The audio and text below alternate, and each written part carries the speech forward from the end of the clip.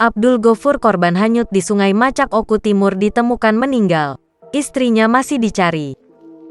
1 korban hanyut di Sungai Macak, Desa Margorejo, Kecamatan Semendawai, Suku 3, Kabupaten Oku Timur, Sumatera Selatan, Sumsel, akhirnya ditemukan dalam kondisi meninggal dunia. Korban bernama Abdul Gofur ditemukan sekitar 200 meter dari titik pencarian yang berada di dekat jembatan bambu Sungai Macak.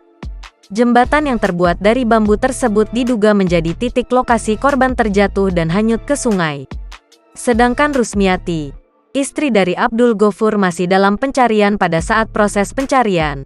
Kata Habib, korban ditemukan oleh tim bersama masyarakat dengan menyelami sungai. Selanjutnya jenazah korban langsung dibawa ke rumah duka di Desa Margorejo. Diketahui keduanya hilang pada Sabtu, tanggal 7 November tahun 2021. Saat hendak menyadap karet dengan menyeberang sungai. Abdul Gofur dan Rusmiati adalah suami istri yang diduga hanyut terbawa arus aliran Sungai Macak, Desa Margorejo, Kecamatan Semendawai, Suku 3, Kabupaten Oku Timur. Korban dinyatakan hilang setelah pihak keluarganya khawatir karena keduanya tidak kunjung pulang hingga maghrib kemarin.